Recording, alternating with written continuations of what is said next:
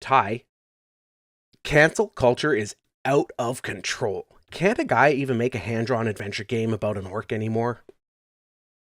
You know, Aidan, if the Wokies get their way, every game will be a hand-drawn adventure game about an orc. That sounds okay. I'd be okay with that.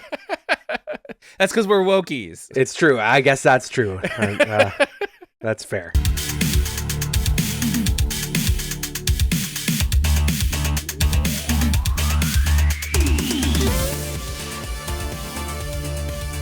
You've got FunFactor, two old gamers reviewing old video game magazine reviews.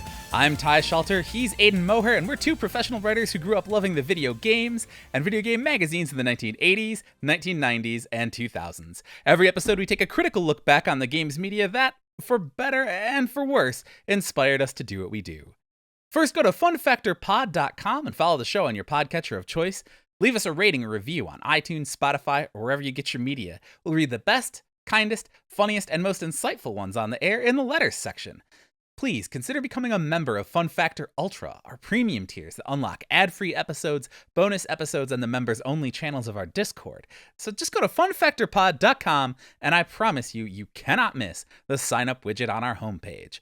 Then help us spread the word. Shout us out on Blue Sky at funfactorpod.com and everywhere else at FunFactorPod. Ty, games history is riddled with canceled games. I'm particularly sore about the official Lunar 3 that was eventually canceled, though fortunately, from what I understand, the bones of its kind of creative and developmental foundation made its way into Grandia, which is one of my favorite games of all time, so that's sort of a happy ending, but we've seen a million games announced or rumored, only to eventually be canceled, and a million more that we just never hear about.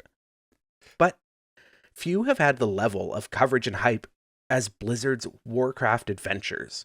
It was a LucasArts-style point-and-click adventure game starring everyone's favorite orc, Thrall. Were you a big WarCraft guy in the 90s? Because I sure was. Yeah, I wasn't. Again, our last PC-centric episode, I didn't get a PC until I was 16, and we didn't get it online until I was 17. And then, the modem stuff was not cool. By the time I got actual at-home broadband access, it was when I moved to college in 99. And then I was way more about first-person shooters than the strategy games. So did not get into Warcraft specifically. Right, and WarCraft Adventures is a cover story for this issue. It's going to be on page 63. I was ravenous for it. And in this issue, the feature itself is long. It's stuffed with screenshots, concept art. And honestly, looking at it, it's wild that this game never existed. Not never existed, but never released. There's actually an interesting editorial letter from the editor-in-chief, Gary Whitta, where he says, quote, "While other developers race to follow Blizzard's lead and find real-time strategy games to market, the guys at Blizzard moved one step ahead of that herd. Rather than taking the easy route and producing Warcraft 3, they're taking their universe of feuding orcs and humans in a brave new direction with a graphic adventure that expands the world and gives it a richer, deeper backstory." This was a time when stuff like real-time strategy games were huge. First-person shooters were huge. Console gaming was really on the rise as well. And so Warcraft Adventures, just it's really interesting because when you think point-and-click games, a lot of people think of the older stuff like Monkey Island, Day of the Tentacle. And so for Blizzard to be looking at Warcraft in a popular genre and saying, okay, we need to expand the story and the narrative that we're telling in this world, I think that was really forward thinking of them. Because, as we know, Warcraft does go in that direction eventually. Warcraft 3, when it does release, it isn't a real-time strategy game, but it's almost an adventure game. They've lessened the real-time strategy stuff a lot. It's very story heavy. It has a strong narrative, lots of cutscenes. And then, of course, World of Warcraft, the lore behind Warcraft is so big now. And this game saw that feature, but just couldn't really bring it together. And I think about how it shaped Blizzard's goals for future Warcraft games. Yeah, absolutely. It's you see that potential of the storytelling, right? And I think every artist, every including game developers and designers and producers, obviously in that is going to like, what's possible with what we've got? What can we do? What are we seeing out there in the craft, in the world, in the space? Like, what's setting us on fire, right? And when you have lore and backstory and you have all this storytelling potential, I think it's natural for at least some people to go, hey, like, let's explore that, let's expand this out, let's get people deeper into this world. Because even if you're just having 3 rock paper scissors units on a battlefield, you're in your head, you're creating stories is what's happening. Yes. Right, not just among your friends, but you're, oh, this is my like cool unit. Mhm. And like XCOM lets you name people, right? You're sitting there going, okay, cool, this is my random guy, but in my head I know that this guy has this backstory and won this battle and everything else. This girl was like, key in this moment, right? These units are my whatever, right? And so you're already telling yourself the story in your head, and it's like, well, why not just like build that in and suck you in even deeper? And obviously with 20 plus years of World of Warcraft, there's just a mountain of lore and depth that's been added, both by Blizzard and of course by the users. Yeah, absolutely. And we're actually going to kind of talk about that phenomenon later in the episode, I hope. But the idea, too, that video games are in such a unique position because they have this active world that players can be a part of and involved in and tell their own stories within. And that's what sets them apart from film or television or books or, any other, non-active medium. And I think that recognizing that the things that happen in a game are part of the story is interesting. But there's also so much more than that. And Blizzard, they were cooking at this time. This was like the height of their powers. And they recognized that there were so many ways that they could use narrative to drive things forward. And it's crazy that this game got a PC Gamer cover, a huge, like, beautiful feature in PC Gamer at the time, and then got canceled. Like, just a wild story. Are there like any canceled games that stand out to you as like particularly disappointing that they just never materialized? Yeah, we talked a couple episodes ago about, there was a baseball game for PlayStation, and I actually, ahead of this episode, went and tried to find it, and I can't find it.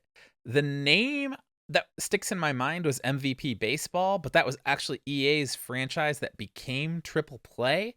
But I remember several game magazines running a preview for it. I'm gonna have to dig it up. It's not on Unseen 64. It's not on any of the like. I can't find any proof that this game exists. But one of the things that I really wanted was a franchise mode and create your own team and name your team and name your players, and players that have like progression mechanics and stuff. And this was supposed to have that, but I can't create. And I think I said before on the pod, I remember going to Best Buy and like asking us, like, they had a release date, like, I theoretically could have pre-ordered it at one point, but then they say, oh, it's been like postponed indefinitely, and then it just never happened. So obviously I remember something, and the internet is like, oh yeah, they changed the name from MVP Baseball to Triple Play, and I'm like, no, that's not it, because I got Triple Play like 96 or 97. Like I knew that Triple Play existed. So I don't know. I don't remember. But that was the only one where I was like super had my hopes pinned on it, and it didn't materialize. Outside of ports that were exclusives for consoles that I didn't have, right? And sometimes ports would get announced and then it'd be like, oh no, it never actually came. Those sorts of things. I can't think of one outside of that baseball game that probably doesn't exist off the top of my head where I was like, this is going to be so sick. I'm going to build my whole personality around wanting to play this game and waiting for it to come, and then it never did. Yeah, and I think like for me, a lot of them were like story and franchise based, and the fact that like I don't know, the industry was probably just less guarded back then, and so it was announcing projects or whatever earlier. And maybe that's why I was more aware of games getting canceled. But of course, we still see big stuff canceled even now, or postponed or whatever, that just never sees the light of day. And it's disappointing, but that's also like, it is a commercial business, and you have like, you understand that these like, these properties, they take a lot of investment, and if they don't have that sort of oomph, if they can't do the series justice, then you're gonna get to a point where it just doesn't work. But if you think it's worth a PC Gamer cover story, like how do you get like what is it? Where is like where does it break apart that you push Right. for a PC Gamer cover and that's just not enough. It's not enough in the end. Like just wild to me. Yeah, well, it's the same thing like now where you have, I think there's a lot more with much longer dev cycles and much more invested. Obviously, like you said, these mistakes still happen, these errors still happen. But I think there's more checkpoints along the way. Right, I think there's more, hey, you've only got this much funding, you're going to have to meet XYZ target or whatever. And I think the sunk cost thing drives both directions, right? Where like, okay, well, once you're 4 years out of 6 in, it takes a lot to get a game canceled. But then also you can get forced to pivot pretty hard. When you're only on a 18-month dev cycle, when you're 16 months in, they can go, hey, look, this isn't it, right? Or hey, we're caught between two stools, right? Somebody wants this, somebody wants that. We can't do that, whatever. And if it's at a big studio with multiple teams like a Blizzard, right? Okay, it's a canceled project, it's a bummer. But you don't have the same thing where now you've got devs spending 4 or 5 years at one house on one project. Project gets canceled, they get let go, and they can't even talk about, they have a 5-year hole in their resume. They have nothing to show for it, right? So the stakes are a little lower. And somebody cynical can point at this and go, hey, this at least showed there was an appetite, right? This laid the groundwork for other games, other concepts. And people certainly saw this cover, right? Games media was interested enough in it. Yeah. Readers were interested enough in it that it got remembered and loved. And yeah, it showed that there was an appetite for it. I wish other projects, well, I guess, okay, the Possibility Space game. We've talked about this before. Yeah. 3 years of unbelievably talented people and people like Austin Walker being involved, people who had track records and reputations getting involved. And the whole point of the company was, we are not going to cancel this. We are not going to be beholden to venture capital, right? And then 3 years in, the guy's like, well, I tried to sell to like a crypto thing. It didn't work anyway. Peace out. See ya. And everybody's still under NDA and can't talk about it. And it's a 3-year hole in everybody's resumes, right? And God only knows what that would have been. And every time anybody who was involved in that project even hints at talking about what it was or what it could have been, I'm like, tell me, give it to me. And like, they were supposed to be different, It was like they were assembling the Avengers and it was supposed to be different. And then it just like, in the end, it was just some guy's scheme to make $30 million. And it's, and so like, there's that side of it, that like kind of high end AAA space. But then, a recent one that really like crushed me was the cancellation of Earthblade by Extremely OK Games, like Maddie Thorson. And the follow-up to Celeste, and they were working on that for so long. Oh, yeah. And then it just wasn't coming together. And it was one of my most anticipated games, and then it just didn't come together. And for an indie team to have to cancel and like churn through years worth of work is just crushing for fans like me, but also for them. And their small team there. And that's something that like really made me realize, like, at a point, these are creative endeavors and there is a need to put out a product that you're proud of, especially as a small team, right? It isn't always just about making as much money as you possibly can. It's about, it's about more than that for a lot of people, especially these smaller teams. And so, I get why the games industry is so secretive, because we're here talking about like, being crushed by games that weren't released.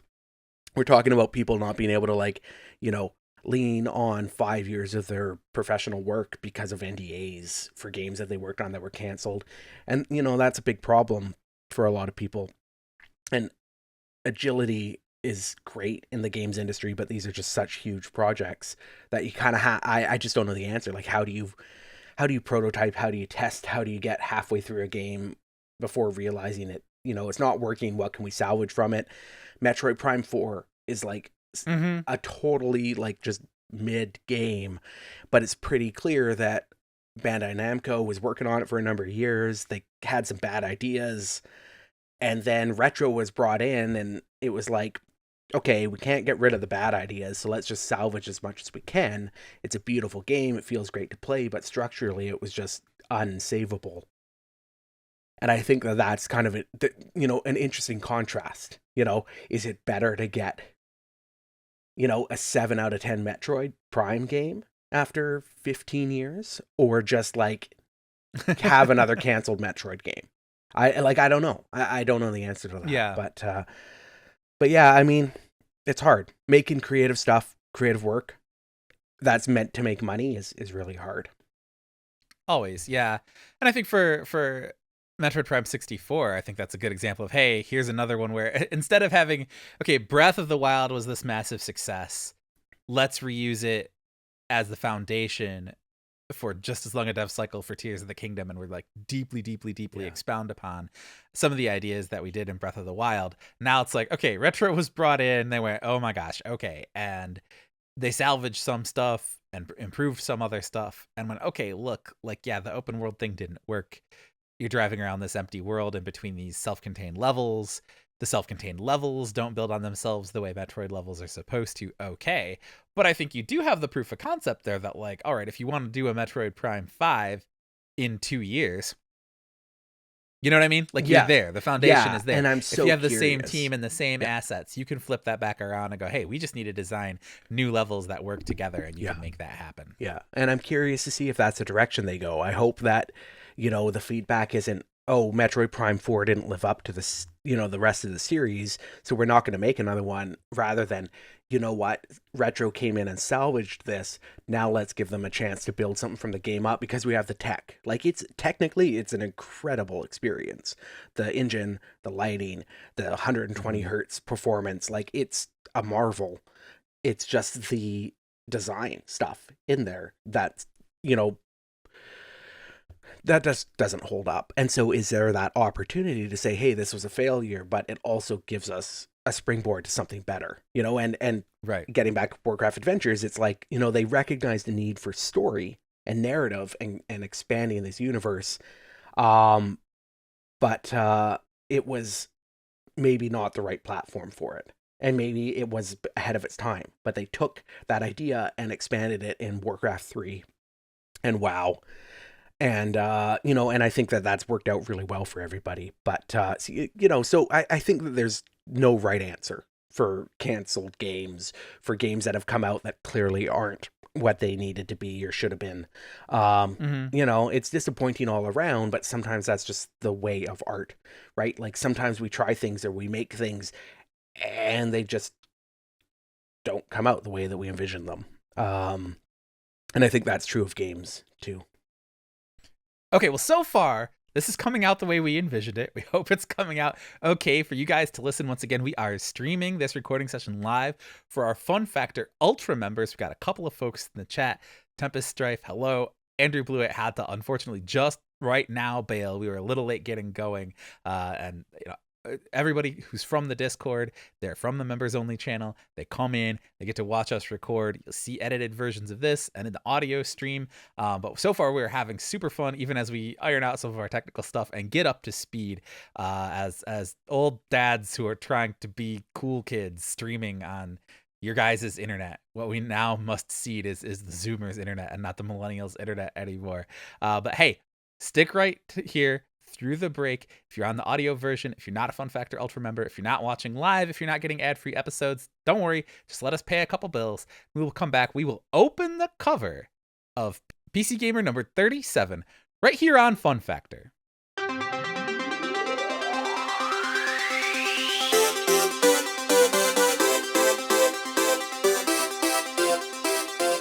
Welcome back to FunFactor, where two old gamers review old video game magazine reviews.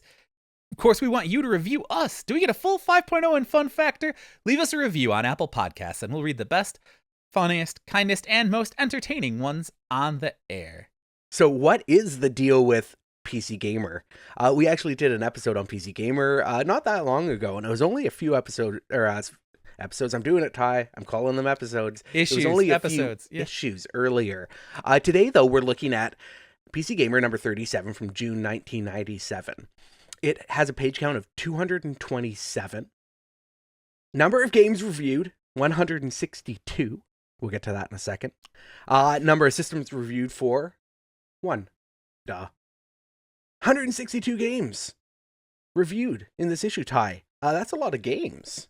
It's too many games. I'm a little skeptical. That's with 227 pages. I feel like maybe we're not actually reviewing. Yeah, it's not 162 full reviews. It's a little inflated, of course. There are 15 main reviews, and then at the back of the magazine, there's 100 and whatever, 47. Did I do the math right?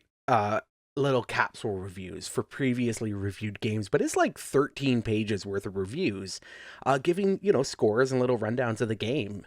And so, if you regularly read PC Gamer, you probably don't need this section. But if you only sporadically pick up the magazine, it gives you a pretty good overview of what's come out lately, what we should, be looking at that might have slipped under the radar, or if you missed an issue or two. It's a good little digest right at the back. 162 games, pretty wild. The masthead is also at the back of the magazine. Leading the pack is Gary Whitta, who I mentioned earlier, of Star Wars fame. He wrote Rogue One after sort of leaving games journalism and a few other movies. And he's working with editor Dan Bennett, Todd Vaughn, Lisa G. Renninger, round out the high-level editorial staff. Joseph Novicki is disc editor, which is referencing PC Gamer's famous demo discs, which, honestly, feels like a dream job. Does it get better than making the PC Gamer demo discs? I don't think so. Working with him is assistant disc editor Michael Wolf, who will be writing today's review that we're talking about in this episode of FunFactor. The online/news editor is Jason Bates.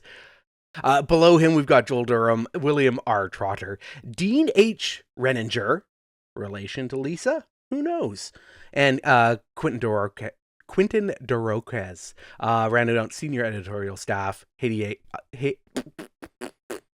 Heidi Aycock, Telia McDonald, Scott Wolf, and Colin Williamson contributed to this issue as well. It's a pretty big masthead. Michael Wolf and Scott Wolf also share a last name, though that's a little more common. Yeah, there's a few Michael Wolf, the author, and Scott Wolf, the heartthrob. I don't think it's them, however. I went to high school with a girl named Lacey Aycock, and and it's Heidi Aycock, but you said Heidi Aycock. Yeah. And I was thinking Lacey. I'm like, how did you rhyme with the person that was in my head and I didn't say out loud? We got that connection, Ty. Yes, same brain at all times. Yeah, so pretty familiar names for PC Gamer. Gary Whitta is probably the most notable name, the one who's sort of still around. I was a big fan of Gary Whitta's work on the Tested.com podcast way back in the day. And of course, he's gone on to a fairly prolific film career as a writer. Yes, and also just being a person. Yeah. Gary Whitta is one of those people that managed to just become generally well known online as a cool person and is invited on podcasts and YouTube shows to just be a cool person. And whether it's his professional, screenwriting work, or editing work, or podcasting work, or journalism, or name it. There's a project he's probably been involved in that lots of people know him for, and which one is more relevant? He's one of those people where his job title is just his name.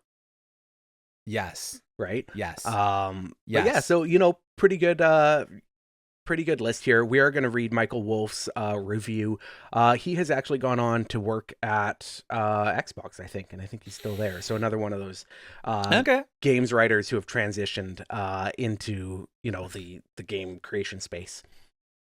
But I think it's time for the flip through. Let's do it.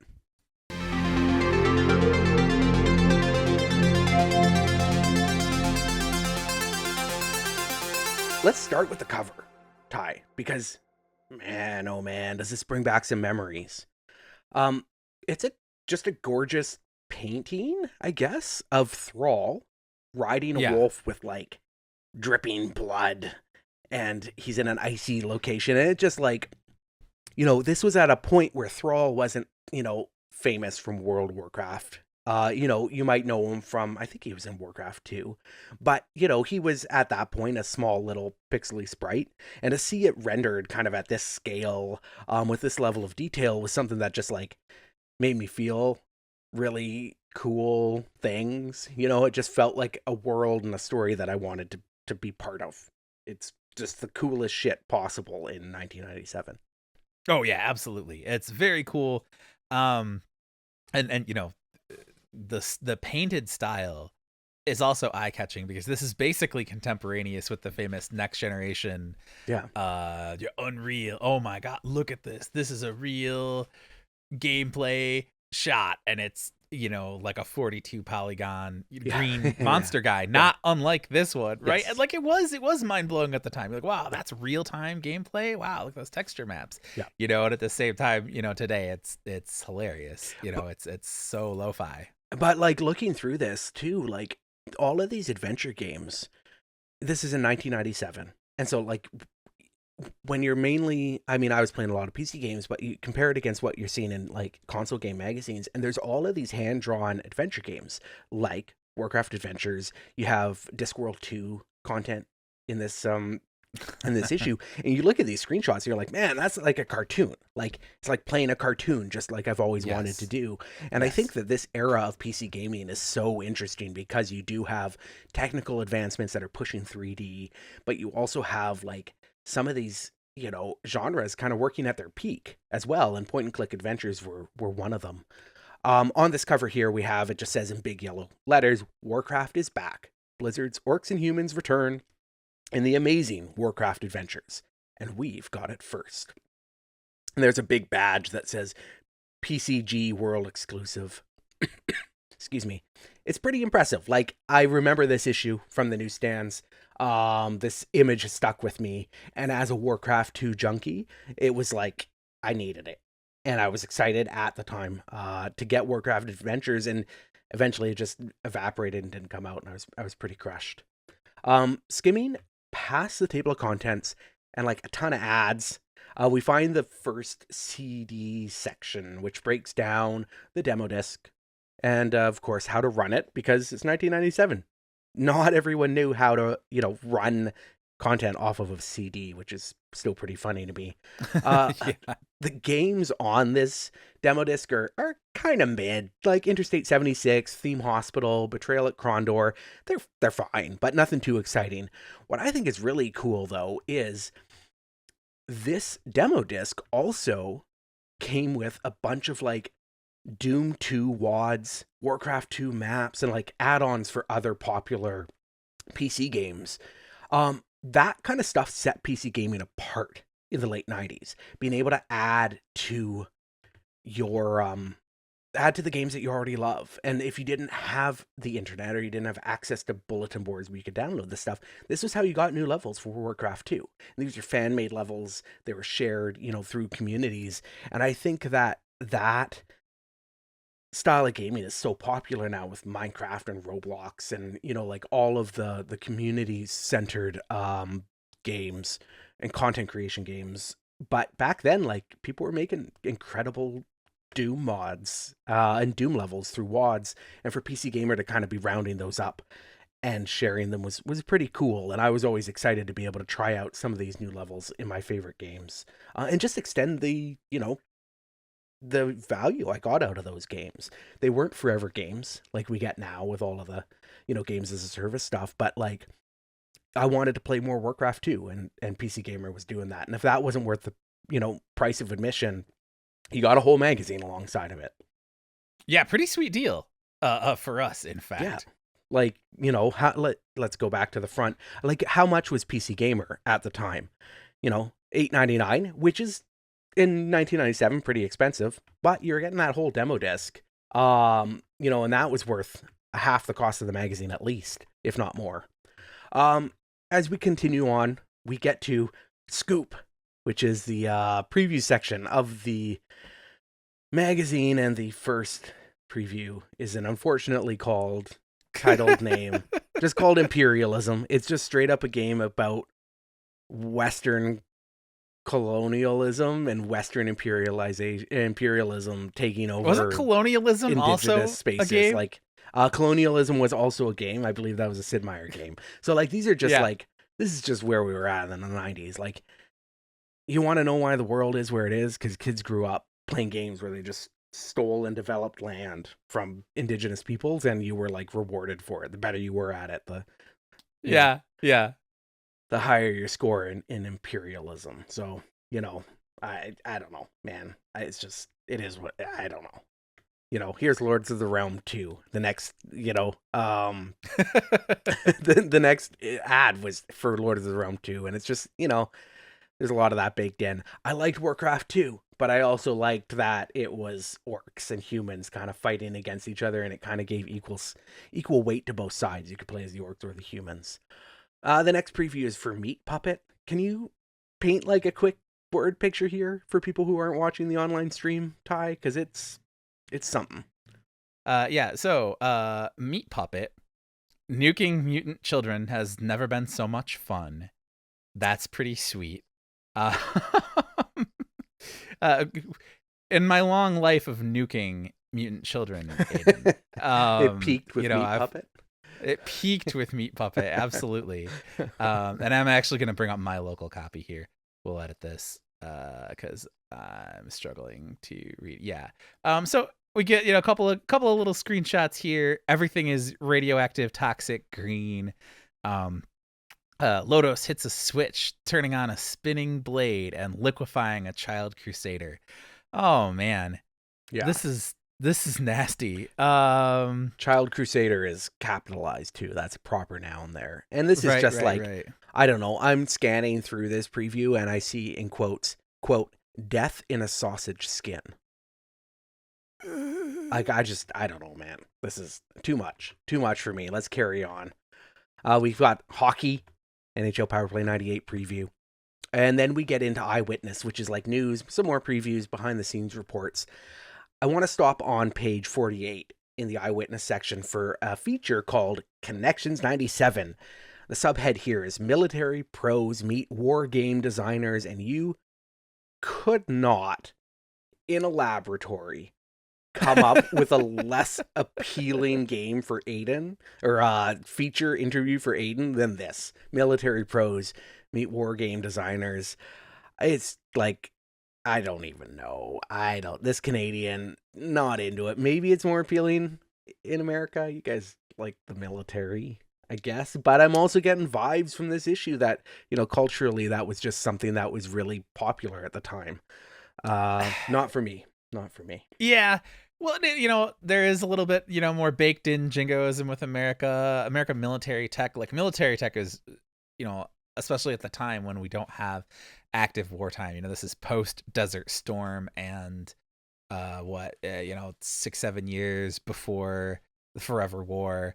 You know, so this is all kind of like theoretical, right? You have a lot of exciting like stealth developments in technology, a lot of cool computer stuff getting built into military technology. There are a lot of leftists, for those of you who are a fan of the Well There's Your Problem podcasts, November Kelly and who they have a couple of folks who are, you know, multiply marginalized, but are still in aerospace or whatever, because when they were little kids, this was the stuff that got them riled up. And there's also the old grognards of the board gaming world, and especially talking about PC gaming, you're talking about a lot of, you know, old PC gamers who were playing military and strategy games, you know, in the 80s and even 70s, right? You know, Dungeons and Dragons was built, you know, straight out of the wargaming community, right? And a lot of them I want my historical accuracy and I want my rigorous simulation, right? And then there is this real one-to-one knowledge transfer, and that happens now. What's the forums? The War Thunder? I think it's the War Thunder game forums, where every 1 to 20 weeks somebody posts classified military information to win an argument or prove a point on the War Thunder forums because the people are just like that into the real like war community, you know? So yeah. And then you have obviously a lot of tech people went into the military, right? Or military was the way to go to college or the way to get involved in tech and comms, right? If you're not from a coast, if you're not from a particular megalopolis, right? You're like, yeah, I want to get into like tech. Okay, well, I can't go to DigiPen. I can't go to, whatever school. I can't get qualified for a computer science degree, but like I can score high enough on the military entrance test that they'll send me to Fort wherever and I can tickety tack on things, So there is a real connection here. And hey, when I was a kid, my hyperfixation movie was Top Gun. I watched Top Gun God knows how many times, easily 100, right? Because like I was like, yeah, this looks sick. I want to be a fighter pilot. And they're like, Thai little kids with glasses this thick in first grade don't get to grow up to be fighter pilots. And I was like, it's funny because like I love Top Gun as well and watched it a ton. But for me, it was just like, it was no different than like an Arnold Schwarzenegger movie or Predator. It was just like fantasy, basically. Like there was no connection to any like real world choices or lifestyle. It was like, oh yeah, that was fun. I like seeing the jets flying around shooting stuff. Like it didn't work as propaganda on me because I think in Canada we just have that different culture where it's just like, oh, that's kind of funny that's happening. It's fun, it's exciting, but it's not really like something you like continue to like drive towards or think about. Yeah. But next, because we are not done with imperialism. Oh boy. We're going to go forward through this eyewitness section to page 53. And here we have Wilbur joins Epic. The biz guy is back. This is, a half-page column about Jay Wilbur of id Software fame joining Epic Games as, quote, Imperial Advisor. That was his job title. He made it up when he joined Epic Games. That's healthy. Yeah. That's fine. But you know what? Move worked out for him. He helped create the Unreal series and is still at Epic as VP of Business Development, which, quite possibly, is an even more embarrassing title than Imperial Advisor. I doubt he cares, though, because he probably has $1 bajillion, and he doesn't have to hang out with John Carmack anymore. So, kind of worked out for him. I was going to say, you glossed over, it was Epic Mega Games. And I was about to say, I forgot they called themselves Epic Mega Games. But then we skipped right ahead to, oh yeah, and then he gave himself the title Imperial Advisor. Imperial Advisor, yes. 12-year-olds, Epic Mega Games was a good name. Like, Mega Games wasn't enough. They had to be Epic Mega Games. Which is pretty amazing. As we move forward, there's like a feature on Peter Gabriel making a CD-ROM game. We've got just more news briefs. There wasn't anything like too exciting here in any of the news briefs. But on page 63, we have the start of the WarCraft Adventures feature. This features the same illustration that we see on the cover. It's a 2-page spread, but notably it's like vertical. So on the screen right now, what everyone's seeing, you can see me tilting my head like this. I'm like, man, what? Like, so you can see, and this mirrors what you would have seen when you open the magazine. It is, a vertical spread, and it's got some screenshots from the game. Big, it says, quote, the latest addition to the WarCraft saga takes the epic struggle of orcs and humans to an adventurous new plateau. But does Blizzard have what it takes to make an adventure game about orcs? The answer is no, they did not. Which is pretty funny. But you can see in the screenshots, and we'll see more in a second, it looked good. Like, this was a good looking game.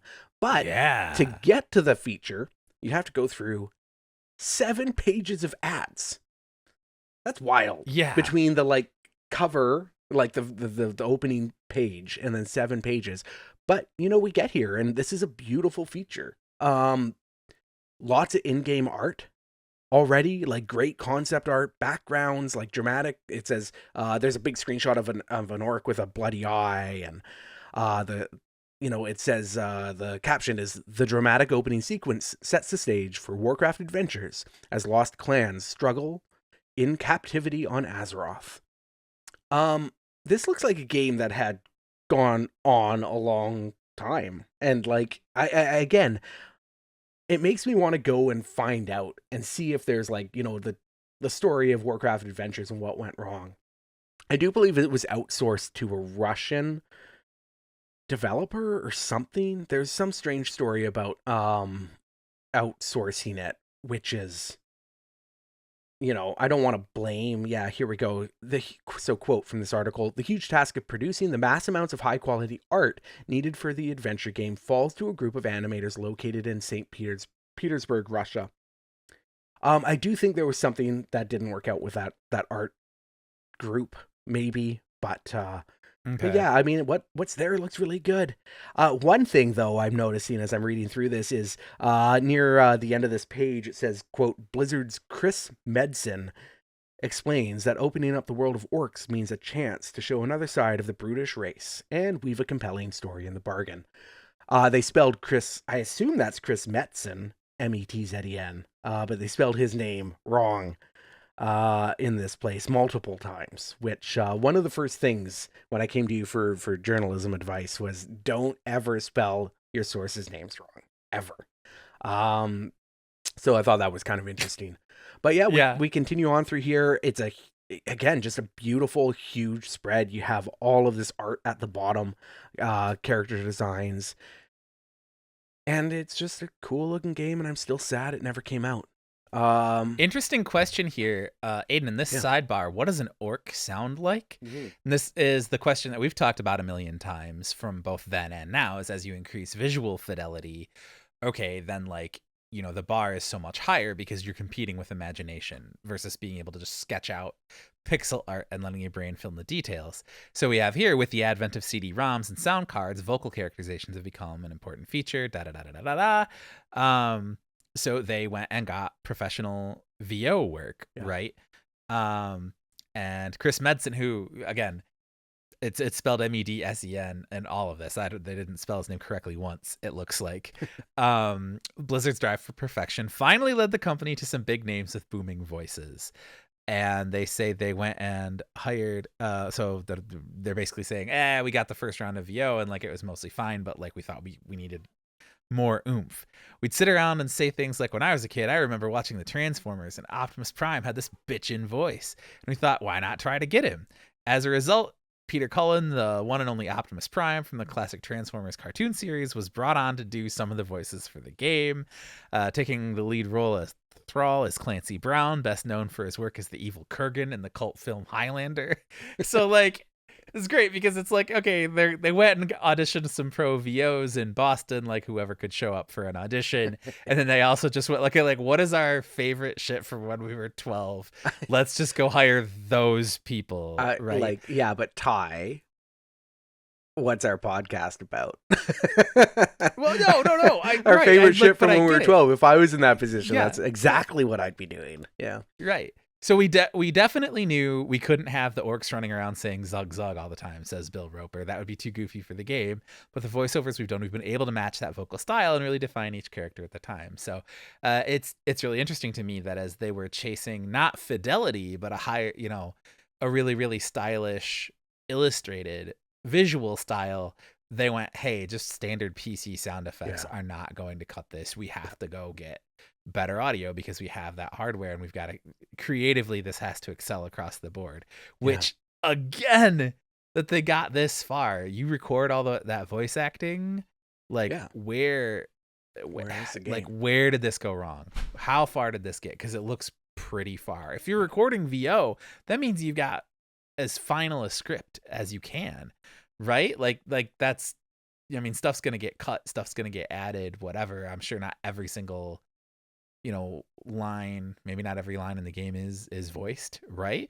But still, like, they had to have gotten so close for it not to get over the finish line. Yeah, absolutely. I think, like, getting back to the conversation we were having earlier too, The closing quote in this piece from Roper is, quote, "If we were a purely commercial-driven company, we'd probably be on WarCraft 11 by now. But I think those concerns always need to be tempered and driven by a consistent vision that can address our desires as well. The adventure game is one of those desires." And I think this is an example of, where they chased something they wanted to do and it just didn't work out. But that is so contradictory compared to what Jason Schreier reported in his book about Blizzard and sort of the rise and fall of Blizzard and what happened after they sort of got bought up and brought into sort of the public, IPO space. And it's just sad. I love what they're saying here about, hey, we just need to make games that are interesting to us. We could just make Warcraft games and make $1 billion. But Blizzard's just neither of those anymore, right? They don't even, there's not a Warcraft 4. There's only Warcraft 3, which they're talking about in this issue, right? Yes. Yes. And they've never made Warcraft 4 because they made WoW, and now they just make WoW content, right? But they don't even churn out new games anymore. So it's so strange that Blizzard has become not what we're seeing here. Idealized, focused on idealized ideas of what they want to do, and not churning out a million sequels. It's just, Blizzard's a strange company, and it's interesting to see a deep dive into a failed project like this, because they've had a lot. Again, Jason Schreier's book, the name is escaping me right now, but absolutely fascinating look at sort of the inside business choices that led to Blizzard's incredible success in the 90s, and then eventual sort of contraction and downfall to where they are now. Play nice. That's it. Yeah. Very good. All of Jason's books are excellent. All right, folks, there is lots more to get to. We are going to review the reviews, the thing that we do. Got a couple of different reviews we're going to flip through before we get to our actual one we're covering today, PC Gamer's review of Magic: The Gathering, right here on FunFactor.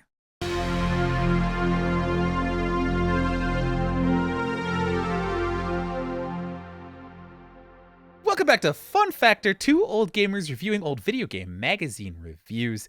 We are having 5 stars out of 5 stars worth of fun today, as we always do, and maybe even a secret extra 6th star because we're doing it live on stream for our FunFactor Ultra members. Hey, Justin Raymond joins the chat, says fun to see the sausage made. We're trying to make it fun. There's been some gristly bits as we work out our technology and our way that we approach this, figuring out the best workflow for us, for you guys. But again, we're having a ton of fun. It has been very, very cool. We are looking at PC Gamer number shoot, I did it twice. I did it to myself twice. 79? 37. 37. There's a 7 in there. Hey, okay, yeah. We are looking at PC Gamer number 37 from June 1997. And it is time to do the thing that we do where we review the review. All right, so Aidan, what is our review format here for PC Gamer? Right, so we've done PC Gamer before. It has a very familiar review scale. They just use a 100-point scale. It's percentages, but it's a 100-point scale. 90 to 100 is a classic. 80 to 89 is excellent. 70 to 79 is very good. 60 to 69 is not nice, but good. 50 to 59 is fair. 40 to 49 is below average. And 0 to 39 is just don't bother. Bother. It's a pretty good scale. They want to use all of it, right? They don't want to get stuck in that purgatory of 7 to 10s. I think 100-point scales are silly, because what's the difference between an 83 and an 84? Or a 65 and a 66 and a 67. But, they're consistent and they're pretty clear in how they describe what each of those scores means. As we kind of flip through the reviews, we get to Interstate 76, which is the lead-off review. This was a game that I know from the cover of Next Gen magazine. Yes. I never actually played it, Me neither, and I wanted to so bad. Yeah. That next gen story made me like, Yeah. this looks unbelievable. And I think I bought this issue of PC Gamer, which had a demo of Interstate 76. My computer couldn't run it. Yeah, you needed a Pentium 166 with 32 megs of RAM. 32 megs. Not gigs. 110 megs. megabytes of hard drive space and a 28.8 kbps or faster modem. Requires a joystick or steering controller also. Hey, well, yeah. Well, how wouldn't it? This game looks like hot garb. You know, it just looks like the worst of the worst 3D graphics of the time, in hindsight, in my humble opinion. But PC Gamer gave it 93%, with highs of original premise, great gameplay, graphics, built-in internet support. So there's just like cutting-edge 1997 stuff here. Then we have a review of The Arrival, a game I don't know anything about. It got 81%, putting it firmly in the excellent, well, not firmly in the excellent territory, but in excellent. Barely in the excellent. Barely in the excellent. Die Hard Trilogy, which I don't know from the PC at all, but I loved in the arcade, got an 84%, well-deserved. And then we get I remember Game Player's review was like, 2 of these 3 games are great and 1 blows. So it was something like that where they're like, okay, it's tough to review because it's like literally 3 different genres of game as one game. That's fair. I don't know. I just remember it being good, but I also didn't get very far in the arcade because arcade games are hard. Then on page 86, we get to this episode's review of Magic the Gathering. We both like Magic the Gathering. We even interviewed one of Magic's designers, Gavin Verhey, on a special episode. Arguably the lead designer. And yes. Principal designer for the set, the Magic the Gathering, the Final Fantasy set. So we went right to the guy for the Final Fantasy set. That's right. I actually just saw, Aidan, while I was Christmas shopping, a Cloud like holofoil deck box. Oh, yes. And I wasn't Christmas shopping for myself because otherwise I would have come home with that puppy. I am always Christmas shopping for myself. You know, yeah. The joys of being in your 40s. Yes. And like, we are both big Magic players nowadays, but our history of the game is very different. Like, I've been playing since 1994 with some, a few breaks here and there, but I was a big fan of the game in 1997. That was probably the height of when I was playing it the most. That was like kind of during my high school period. I didn't actually play this version of it outside of probably playing a demo here or there. What was your experience? Did you play this at all? Did you know what Magic was in 1997? Like where were you at when this game was coming out? I had several of my friends in junior high, which it's a little misleading because at the school district I went to, freshman year, 9th grade was also junior high.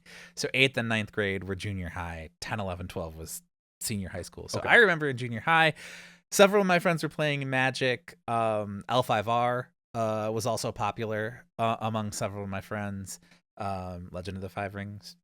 It wasn't. Gotcha. It wasn't Lord of the. It wasn't Lord of the Five Rings, where they'd gotten sued out of business before they even started. But so guys were playing those games, and I knew I had both. Several nerd things, and this is the thing I always talk about with the dichotomy of me, which is that I showed up for the freshman football meeting and saw a bunch of my elementary school bullies in there and went, oh no, this is not for me. And also I kind of saw Magic and went, man, I could see myself getting so into this, but like also, man, like I don't know if I'm hardcore enough for this. So I didn't interact with Magic directly at all until adulthood. And however, I did then get completely hooked on the Pokemon TCG when it launched, because the anime launching in the US hooked me on the game and everything else. So I actually played Cockatrice, which was an online client for Magic, but I played it with a mod to be able to play Pokemon. TCG within Cockatrice, and I was actually part of a guild, like a team online playing team. Yes, for Pokemon. Yes, Team Village Idiot, and it was actually like it was one of the big groups at the time, Right. for online Pokemon. So that's my history with Magic the Gathering interfaces, and it was a rough go then, and like TBH, it's still pretty fraught. Like all the modern up-to-date ways to play Magic the Gathering online have their own weird little issues, and learning curves, right? So it's a challenge to translate the table to the desktop. Yeah, and like you say, like digital Magic is huge now, with Magic the Gathering Arena sort of being the big popular mainstream way to play the game online. That's where a lot of like standard happens now. But when this version, so this version was developed by Microprose, published by Spectrum Holobyte. Um, this was the first sort of iteration of Magic, and it didn't really Yeah. have, you know, it was a self-contained experience, right? It had the cards that it had. Um, so it's very different than what it is now. The game was much simpler back then too. But what I'm kind of struck by looking at these screenshots is how many similar kind of ideas they had for how to present Magic digitally that like Wizards and the developer of Magic Arena eventually kind of settled on as well. Like if you look at the battlefield, so in the top right corner, you can see that they use like square representations with like abstractions, like little icons to represent the cards on the battlefield, which is exactly Magic the way the that Gathering Arena does. online, MTGO, not Yes. Arena, the like fancy, Yeah. mass market one, but the one all the hardcore players do. Yeah. My son is always like, this is the right way to do it. And, I get it. But it looks very similar to this, Yeah. honestly. Yes. Like, it really does. Mm-hmm. And it's like, it's interesting to me that like, back then they were thinking about how to like solve a lot of these issues. And I think it does a pretty good job. I remember playing this version back in the day. But I definitely didn't own it and didn't spend a ton of time with it. I was playing real Magic and that was good enough. This review is interesting because, not only does it look at the game itself, but it also actually kind of teaches you about Magic. Up in the little like info box for the review, it calls the category of the game a strategy game, which I don't know that that's exactly how I would describe Magic, especially combined with some of the other elements we'll get to. But it does present it as, like akin to something like Heroes of Might and Magic or something like that, sort of a soft strategy game. Reviewer Michael Wolf calls it a good way to learn, quote unquote, but also gives, a rundown of why, the changes that they made or the way that they sort of like built out the experience around the actual card game is, has some challenges. Can you read to me the second paragraph, which describes what the Magic the Gathering game from Microprose included? Yeah, I actually just skimmed this just a second ago and was ready to comment on it. So yeah, let me go ahead and read it. The computer game contains all the cards from the 4th edition of the card game, plus 12 unique computer-only cards that form the Astral set. Each of these cards has several functions, one of which is chosen at random by the computer. The Prismatic Dragon card, for instance, changes to a random color during its controller's upkeep. Good God. It's a good example of Microprose's efforts to make its version of Magic the Gathering more than just a direct translation of the game, since the Astral cards could only work in a computer simulation. So we've got alchemy like right here. From like the very, very beginning. They were like, just to be clear, alchemy is a format exclusive to Magic the Gathering Arena that uses randomization and card types and card abilities and rules that could only happen in a digital space. Like cast this card and then I can't even remember what the term is, but it basically creates a random copy of the Power 9 in your hand. So it creates a random Black Lotus or Mox Opal in your hand. You could never do that in paper Magic. But again, so this concept is literally still in 25 years later, the most popular online version of the game that people still play. Like, so that potential of, what if we're not bound by the paper, we could do anything. And is it balanced or fun? Who knows? We'll find out when we do it. Yeah. Changes to a random color on upkeep is banana pants. What? And like, so randomization is a huge part of why I stopped playing Hearthstone and why I'm like actively not a fan of alchemy. I think it's fine. Go around, play around with a format, design cards that couldn't exist in real life. I get it. It's fun for the developers, but randomization is just not an aspect in card games like this that are all about information, right? Magic is all about processing information. As soon as you add random elements into it, there is no longer perfect information. And that is not a gameplay type that I like. And so there are randomized elements in Magic the Gathering. So the Dungeons and Dragons expansion had a lot of dice rolling, for instance. But it also had like pretty fixed outcomes. And those outcomes usually just scaled in power. So if you rolled, 1 to 9, you'd get 1 treasure token. 10 to 19, you would get 2 treasure tokens. If you roll a 20, you'd get 5 or whatever. I don't like the idea. Hearthstone's different because it was a game designed from the ground up. I don't think the idea that developers look at something like Magic and go, hey, we want to make something better. The game's not good enough because it doesn't have these things computers can do. To me, that's just not compelling at all. Magic is the best game in the world, the best card game there is, meticulously balanced most of the time by its designers, and it's good enough on its own without needing to like add to it or make it like, compelling because it's now a computerized version.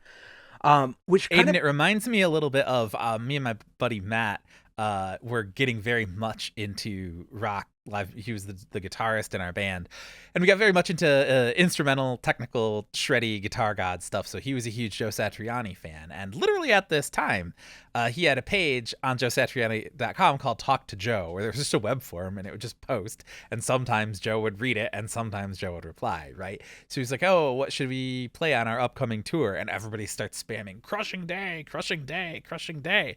And I asked Matt, I was like in his room, I'm like, why does everybody want to hear Crushing Day? And he's never played it live. Like, I guess I could see why. And I'm like, well, like, wait, why has he never played it live? He's like, well, because he recorded a separate rhythm track and then soloed over it, which he normally never does because he's normally the only guitar player for himself. So he physically can't play this rhythm piece and the solo at the same time. And I'm like, oh, okay, so like, this is just a function of not hiring a second guitarist. Yeah. It's not that the song is that hard or that cool or could never be replicated. This is just something that mechanically wouldn't work.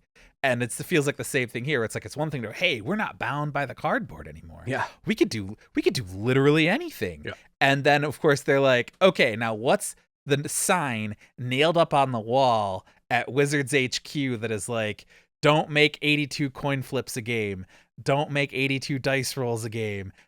This is a card game, not, people shouldn't have to bring their dice bags to a game of Magic, right? And so they're like, we can do as much stupid randomization as we want. Like you're like, oh, this is the thing that we can't do because it would suck in paper, not what can we do now that we're not limited? Right. Yeah. And I think like, just having confidence in the game standing on its own is enough, and that's why we see something like Arena that's just Magic cards, right? MTGO, just Magic cards. What Wolf gets into in sort of the second half of his review here, which is a 2-page spread. It's probably like 450 words. Like it's a pretty long, meaty review. But Magic the Gathering by Microprose, which is sort of colloquially known as Shandalar, which is where the game is set, because it has an adventure mode. And this is something that I think really sets it apart, where it's basically an adventure mode, top-down sort of RPG-light adventure game. But the battles are they're Magic the Gathering games. And so Wolf takes a lot of issue with this because he says, like, the adventure elements aren't really that compelling, and you just sort of like go from point to point to point playing Magic duels.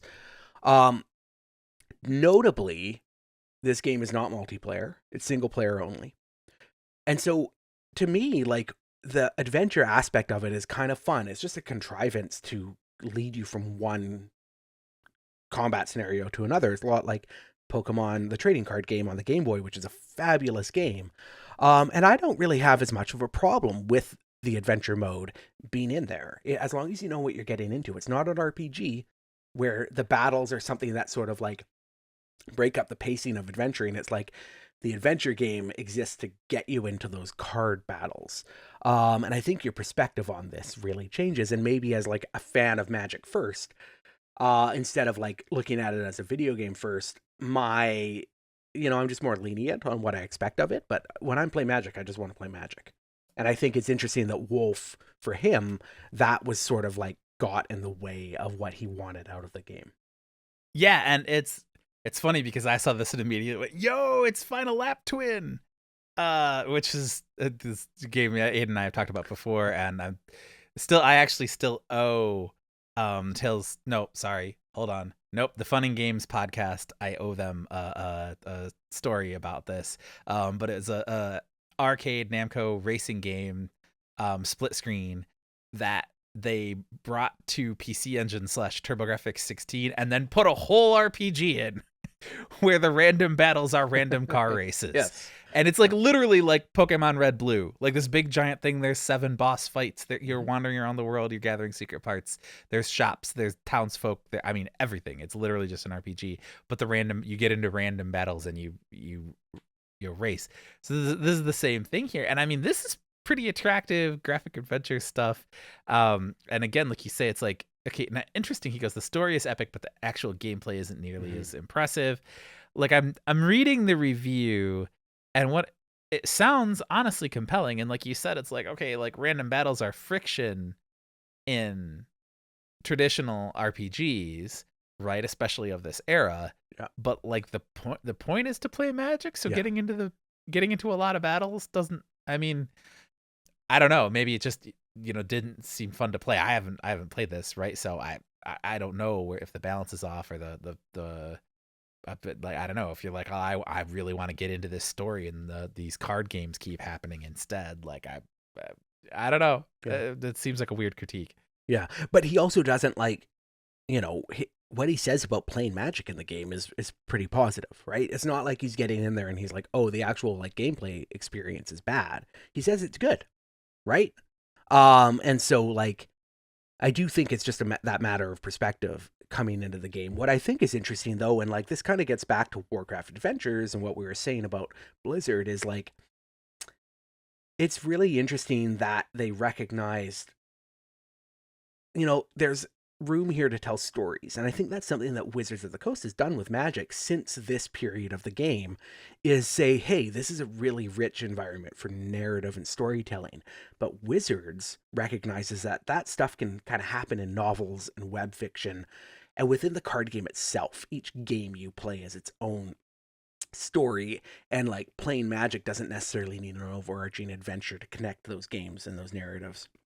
And so, that is at conflict with what Shandalar was doing. But I also think in 1997, Magic was quite new. There wasn't a lot of like narrative in it. And so adding that element into the game is fun to me. Like, that's what I like about Magic, is its story. And so, I think I just, I would have to play Shandalar to really, like come at Wolf's opinion here, but nothing that he's saying in the review. Aidan, oh my gosh, should we both play Shandalar on stream? Yeah, we should play Shandalar on stream. That sounds great. Anybody in the chat, let us know. We've been looking for like, how can we, what else can we do on stream besides just record? If there's an appetite for such things, maybe we'll have a Shandalar. I guess you can't really have a tournament because it's single player, but single player. But yeah, I mean, there's okay. I want you to read this description from Wolf. You actually touched on it before. It starts with, the weakest part of the game is the adventure option, and this is going to kind of like explain where his critiques of the adventure section come from. Yeah, the weakest part of the game is the adventure option. In it, you become a fledgling spellcaster, the last person standing between Shandalar's freedom and dominance by an all-powerful wizard intent on overthrowing the beautiful land. The story is epic, but the actual gameplay isn't nearly as impressive. You travel across the land via an overhead map, Heroes of Might and Magic style. That's the game you pull for travel via an overhead. Okay, anyway, sorry. You can visit towns, fight creatures that wander the countryside, and perform various quests. Guild lords, representing the various colors in a game of Magic, gain power by conquering cities and using them as a mana tap. Once a guild lord taps enough cities, he'll cast the spell of Dominion, and the game's over. It's your job to make sure that doesn't happen, while creating taps of your own to increase your power. Along the way, you'll run into creatures wandering the countryside. You'll gain amulets you can trade for cards, and you'll win cards in battle. Okay, that all sounds sweet. And right? literalizing the game's like narrative metaphor, right? Like, okay, cool, you're going out and conquering lands and then tapping them for power. Like, that's what the game is, right? Yeah. You're just and then they explain a little bit more. Most of the game is just walking from point to point and fighting duel after duel. Eventually you need to face down the 5 guild lords and then fight the evil wizard Arzakon. It's a sensible approach to making an adventure game out of Magic, but the constant duels can be a bit tiresome in the adventure format where you're expecting the story to develop. And like, so I do like that to me is I do feel like Wolf just went into this expecting something other than what it was, which is like giving an excuse to play Magic, right? If you look at this as Shandalar, an adventure game where you're going on this epic fantasy quest, and then you find that the combat system drags because it's a deck builder that takes a long time to play through, like, sure. I can see that, and I can see it not being for everybody, but like ultimately this was an excuse to play Magic when you couldn't get together with your friends to play paper Magic. And I think that in that way, the game, from my memory of playing it back in the day, succeeded pretty well. Like, it was a pretty good version of digital Magic in 1994. It looks great, right? Like the game art, the card art in the game looks awesome. It's legible. It's easy to read. I can look at the game board and understand, like a lot of what's going on there as it moves through the various phases. There's untap, upkeep, there's draw, main phase, combat, second main phase, discard, cleanup. Like, I can look at that board as a Magic player in 2025 and I could play Magic in that user interface and enjoy it now. And that's pretty impressive for 1997. Yeah. So, like, I just think that matter of perspective that Wolf had is just very, very different than what I have now and what I would have had at that time. Yeah, I'll say the thing that maybe connects it is the very next graph, but probably the biggest mistake Micropose made with this one was to release it without multiplayer support. Sure, they promise a patch later on, but Magic has always been a social game, and the challenge of another human opponent simply can't be replaced by artificial intelligence, no matter how good it is. So I feel like that probably gives us a window into, because I was about to say, we live in a world where, the single player campaign sucks, but like, that's not what we're here for, right? Yeah. Like, the idea of, okay, cool, there's Magic the Gathering, you're playing it against the computer, that's the main draw. Hey, as a bonus, there's this adventure mode where you can play it, and like, hey, it's pretty cool and the art is cool and there's a big story and stuff, but it's also just kind of an elaborate excuse to get you to play more Magic, right? If there had also then been the multiplayer mode, maybe it would seem like the adventure game was more of the bonus, right? And more of a cool extra. But Wolf seems to be reviewing it as sort of like, what if this is the main draw? And in fact, finds it just sort of like,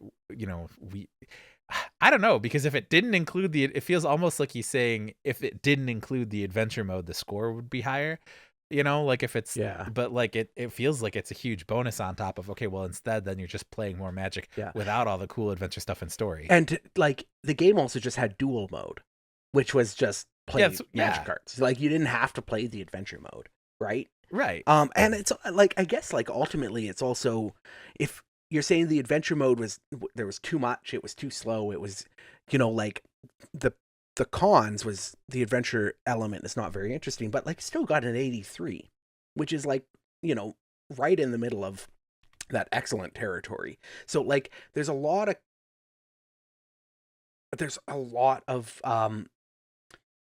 critique of the adventure mode that feels not in line with the score that it ultimately gets. Yeah. Tempest Strife in the chat goes 83% is fair for a not for everybody review score. And I think it is. But at the same time, it like I said, the critique, you said the weakest part of the game is the adventure option.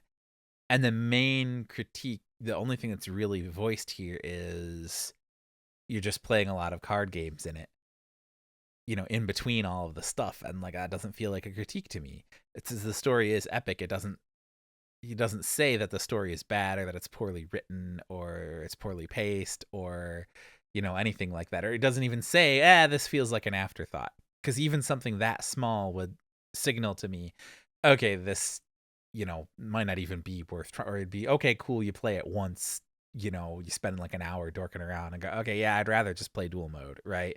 This is just extra filler in between the games. I don't need it, right? But that's not really what he says. So it's kind of weird to knock it mostly for this adventure mode and then not really articulate what you don't like about the adventure mode. Especially because the screenshots look great. Like the screenshots are like, this is some cool art, cool idea. It just seems cool. It does. Yeah. It's just, it just feels strange to me that we have, like, if I look at the score, it's like, yeah, that's a great score for a game like this, but it also just doesn't jive with this idea that, the game, like, the review talks a lot about, like, hey, this is magic. This is like converting magic into the computer. It's complicated. The manual has 200 plus pages. The AI is good. It's like, but then there's this extra adventure mode that I don't really like. And it's just like, it just feels, I don't know. It just feels like the review doesn't necessarily know what it wanted out of the game, I think. That's fair. Did they want a better adventure mode? Like, what would have made the adventure mode better? Yeah. Like, that's what I'm not really getting, saying right? It would be stronger without it? Yeah. Or are you saying you really needed more from it to make it better? Yeah. I don't know.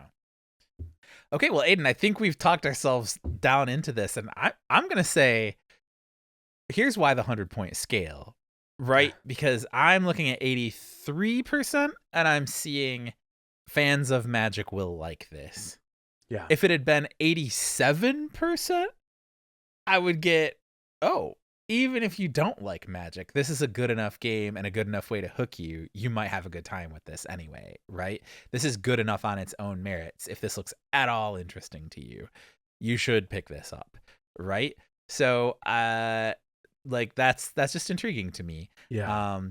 And most of, and it's got a lot of ground to cover. You get 2 big pages, a ton of text, a ton of big screenshots that communicate the game very well. Mm-hmm. I do not have to do a lot of zooming to look at this and read this, so, and it's PC gamers always been like a more professional layout, as we talked about. This is not like 82 conflicting patterns laid on top of each other with neon fireballs on everything, right? So yeah, this looks like a tech magazine of the time, right? So overall, I don't want to ding Wolf too hard for this and commit the same crime and go, well, the only thing I didn't like about it was the kind of talking out of both sides of the mouth criticism of the adventure game. So I think I will give it the score that I think it should have given the game, which is 87% out of 100%. Wow. So firmly in the excellent.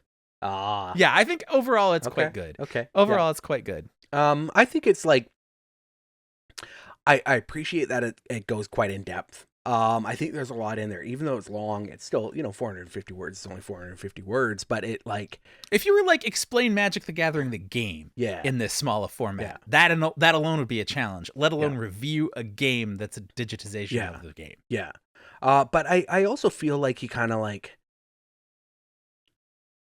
because of the stuff with the adventure mode where he says it's like it hurts the game, it's not good, but doesn't really go into like why or what could have been done to improve it. But then he also talks about like Microprose making promises to release multiplayer support. He talks about it crashing several times out of the box, high system requirements. Like those are all like things that to me are a lot more negative, like would impact my experience with the game more negatively than an optional adventure mode, right? So I'm not, I don't I find this review very conflicting. I would go down to like a 6 out of 10. I think it's fairly well written. I think the first half is good. I think the second half, where he gets into the adventure mode, he gets into some of the critiques of the game that then don't really necessarily like seem to impact the score. Because when I'm thinking excellent, like an excellent game is something that goes above and beyond your expectations for it. Not something that's good and then has all of these drawbacks. Fair. So I think like something like 67%. Ooh. Out of 100%, I guess. Yeah, I said 87% out of 100%. Maybe I should have done 87 points out of 100 point scores. I don't know. Who knows? You get the scales, idea. Man, they're crazy. 100 point scales. They sure are. But, Magic is great, and I think that this game came around at a really interesting time for computer games, for Magic the Gathering itself, and I think that, it's maybe its impact and its place in kind of in Magic history is more interesting than maybe actually, what it's the actual gameplay experience, over time. It's limited because it's just 4th edition. There were some expansions that added other sure. Cards to the game and stuff. But, for the most part, it's interesting to look at how much they got right at the time. And I don't think you can knock it for having an adventure mode, even if that adventure mode is not exactly what you wanted. All right. Well, was our review what you wanted? Did we get 5 out of 5 for FunFactor? Leave a review at Apple Podcasts. Post it as a comment on YouTube. We will read the best, most insightful, and funniest ones on the air. And hey, go ahead and pass this show around to all your friends like it's 3rd grade and we're on the playground. Shout us out on Blue Sky at funfactorpod.com and YouTube and TikTok at funfactorpod. Special thanks, as always, to Millennium Falck for all our amazing original music. Check out his work and his incredible Windows 95 themed website at millenniumfalck.com. And unlike these old magazines we cover, you won't have to wait a whole month for your next installment. We're dropping new episodes every 2 weeks. And hey, we are recording these live on stream with our FunFactor Ultra members. If you want to be in that club, if you want to swipe that card, go into the members only channels of our Discord, get the links to watch these recording sessions live, and get some of the behind the scenes pre-show, all that kind of stuff that happens before the edited versions go up on YouTube and in your audio feeds. Please just become a member of FunFactor Ultra. Go to funfactorpod.com. I promise you cannot miss the sign up widget on our homepage. If you do, you and we will have a maximum score in FunFactor.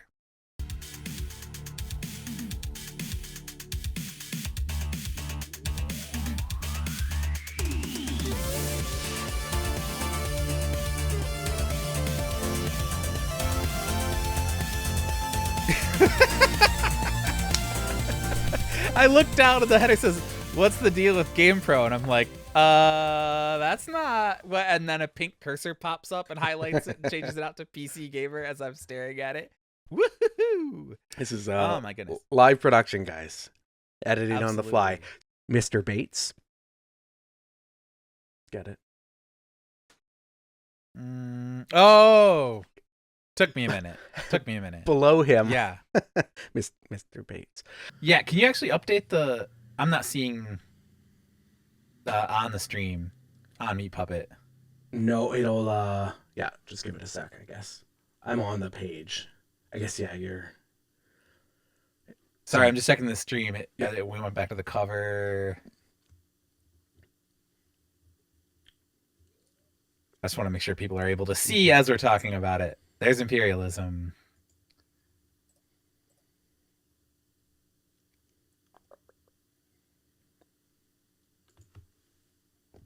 Is it possible that the stream is sharing?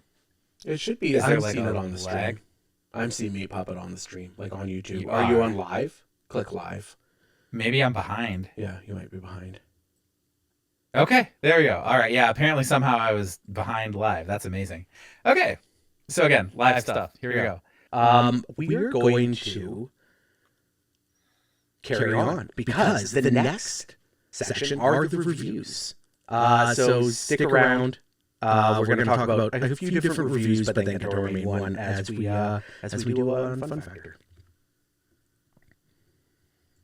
Do you want me to do a different throw? You want Yeah, you do it. You can do a different throw. Cool. I wasn't. Okay. I got caught mid.